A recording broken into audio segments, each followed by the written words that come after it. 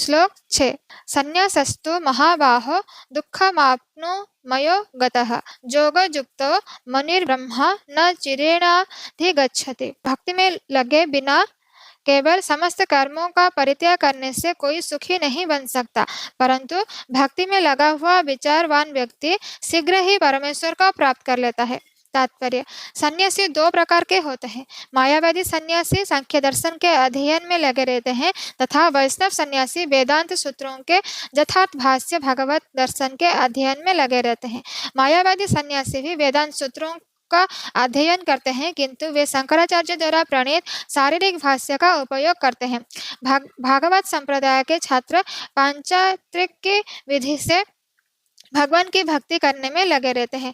अतः वैष्णव सन्यासियों को भगवान की दिव्य सेवा के लिए अनेक प्रकार के कार्य करने होते हैं।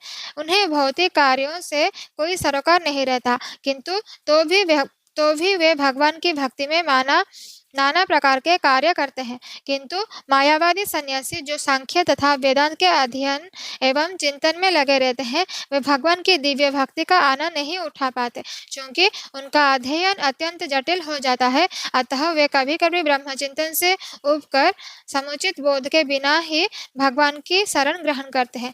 फलस्वरूप श्रीमद् भागवत का भी अध्ययन उनके लिए कष्टकर होता है। मायावादी सन्यासियों को शुष्क चिंतन तथा कृत्रिम साधनों से निर्विशेष विवेचना उनके लिए व्यर्थ होती है।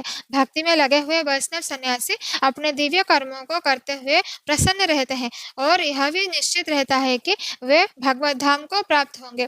मायावादी सन्यासी कभी कभी आत्म साक्षात्कार के पथ से नीचे गिर जाते हैं और फिर से समाज सेवा, परोपकार जैसे भौतिक कर्म में प्रवृत्त होते हैं। अतः निष्कर्ष यह निकला कि कृष्ण भावनामृत कार्यों में लगे रहने वाले लोग ब्रह्मा अब्रह्मा विषयक साधारण चिंतन में लगे सन्यासियों से श्रेष्ठ है, यद्यपि वे भी अनेक जन्मों के बाद कृष्ण भावना भावित हो जाते हैं। श्लोक 7। योगयुक्तो विशुद्धात्मा विजितात्मा जितेन्द्रियः सर्वभूतात्मा भूतात्मा कुर्वन्नपि न लिप्यते। जो भक्तिभाव से कर्म करता है, जो विशुद्ध आत्मा है और अपने मन तथा इंद्रियों को वश में रखता है, और वह सबों को प्रिय होता है और सभी लोग उससे प्रिय होते हैं, ऐसा व्यक्ति कर्म करता हुआ भी कभी नहीं बंधता। तात्पर्य: जो कृष्ण भावनामृत के कारण मुक्ति पथ पर है, वह प्रत्येक जीव को प्रिय होता है और प्रत्येक जीव उसके लिए प्यारा है। यह कृष्ण भावनामृत के कारण होता है। ऐसा व्यक्ति किसी भी जीव को कृष्ण से पृथक नहीं सोच पाता। जिस प्रकार वृक्ष की पत्तियां तथा टहनियां वृक्ष से भिन्न नहीं होते, वह भली भांति जानता है कि वृक्ष की जड़ में डाला गया जल समस्त पत्तियों तथा टहनियों से फैल जाता है, अथवा अमाशय को भोजन देने से शक्ति स्वतः पूरे शरीर में फैल जाती है। क्योंकि कृष्ण भावनामृत में कर्म करने वाला सबों का दास होता है, अतः वह हर को प्रिय होता है। क्योंकि प्रत्येक व्यक्ति उसके कर्म से प्रसन्न रहता है, अतः उसकी चेतना शुद्ध रहती है। क्योंकि उसकी चेतना शुद्ध रहती है, अतः उसका मन पूर्णतया नियंत्रण में रहता है। मन के नियंत्रित होने से उसकी इंद्रियां संयमित रहती है।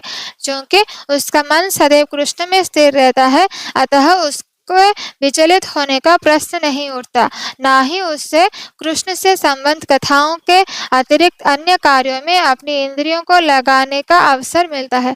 वो कृष्ण कथा के अतिरिक्त और कुछ सुनना नहीं चाहता।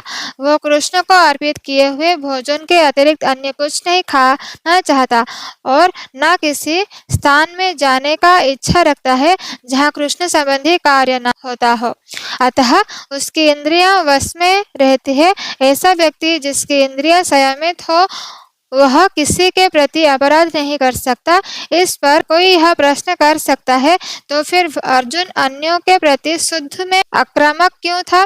क्यों वह कृष्ण भावनावित नहीं था?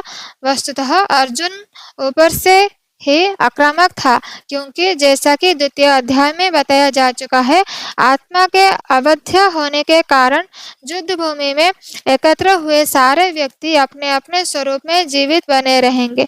अतः आध्यात्मिक दृष्टि से कुरुक्षेत्र के युद्ध भूमि में कोई मारा नहीं गया, वहां पर स्थित कृष्ण की आज्ञा से केवल उनके वस्त्र बदल दिए गए। अतः अर्जुन कुरुक्षेत्र के युद्ध भूमि में युद्ध करता हुआ भी वस्तुतः युद्ध नहीं कर रहा था। वह तो पूर्ण कृष्ण भावनामृत में कृष्ण के आदेश का पालन मात्र कर रहा था। ऐसा व्यक्ति कभी कर्म बंधन से नहीं बनता।